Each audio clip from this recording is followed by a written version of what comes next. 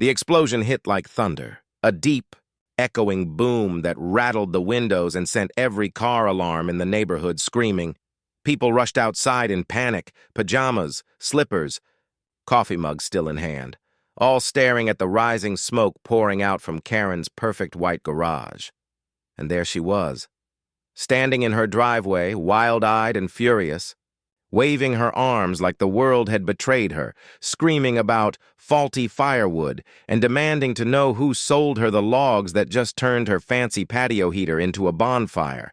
But I didn't say a word.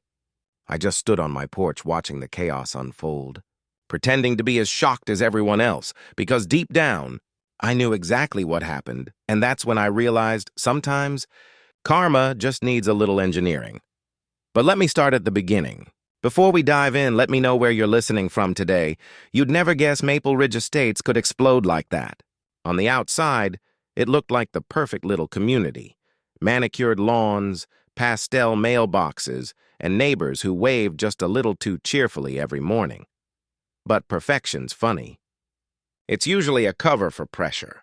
And in our neighborhood, that pressure wore pearls, carried a clipboard, and answered to the name Karen Whitmore. Before everything went up in smoke, life here was quiet, predictable. I liked it that way.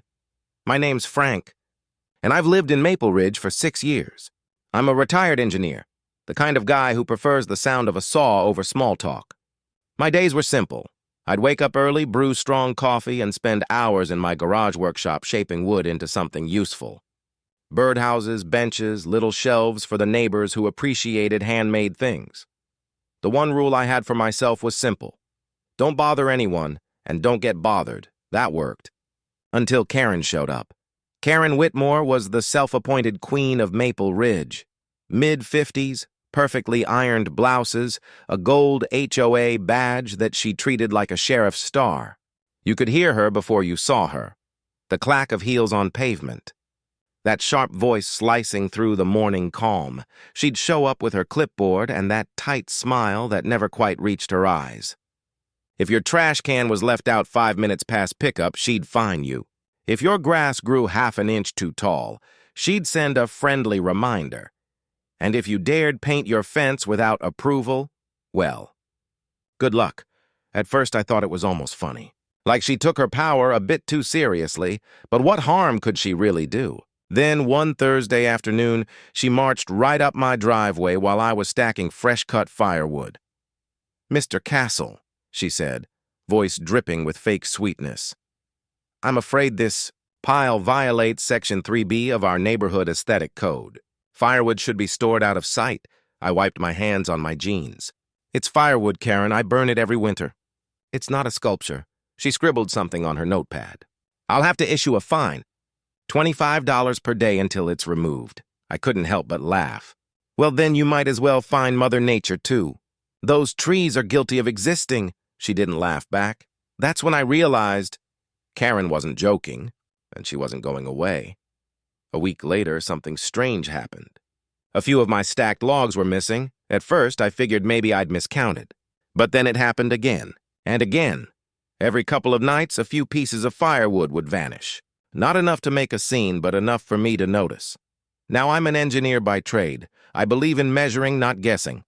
So, I marked a few logs with a small red X under the bark. Then I set a small motion light facing the pile. The next morning, 2 marked logs were gone. That's when I knew someone was stealing from me, and in Maple Ridge. There weren't many suspects, so I installed a small camera. Nothing fancy, just one of those battery-powered models with night vision. 2 nights later, I got my answer. There she was, Karen Whitmore herself, sneaking up in the dark with a flashlight, glancing around like she was in some spy movie, and loading my logs into the back of her shiny white SUV. I couldn't believe it. The same woman who fined me for having a woodpile was stealing from it. I replayed that footage 3 times just to make sure I wasn't imagining it. Nope. It was crystal clear. Her pearls even caught the porch light when she turned. For a moment, I was furious. But then I laughed. Because honestly, it was poetic. The woman obsessed with rules, breaking the very ones she wrote. Still, I didn't confront her. Not yet. I wanted to do this the right way, calm, factual, and public. The next HOA meeting rolled around that Sunday. Everyone was there.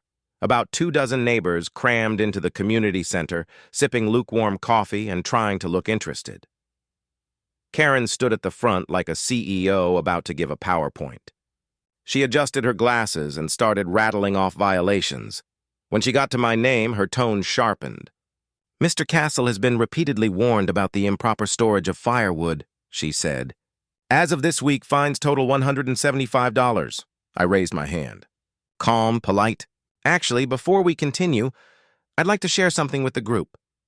I pulled out my phone, tapped play, and projected the security footage onto the white wall behind her. Gasps filled the room. There she was, Karen, caught red-handed, hauling off the very firewood she fined me for. Her face went pale. She tried to speak, but no words came out. One of the neighbors whispered, "Is that her?" Another said, "That's her car." I didn't need to say anything else. I just let the silence do the talking. Karen grabbed her clipboard and stormed out, muttering something about context.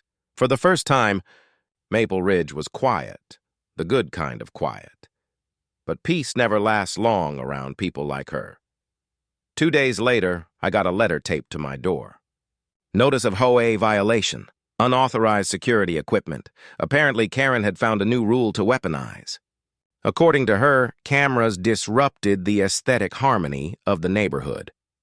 That's when it hit me.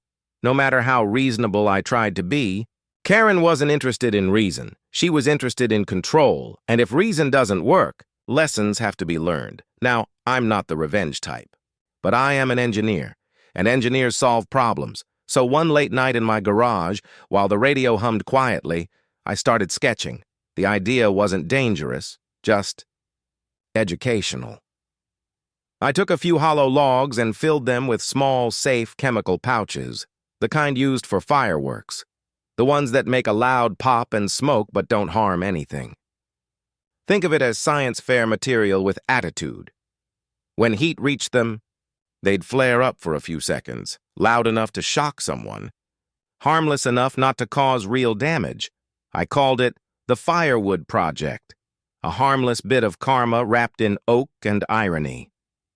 That Friday night, I stacked the hollow logs right at the top of the pile, the ones most tempting to grab first. Then I went inside, made some tea, and waited.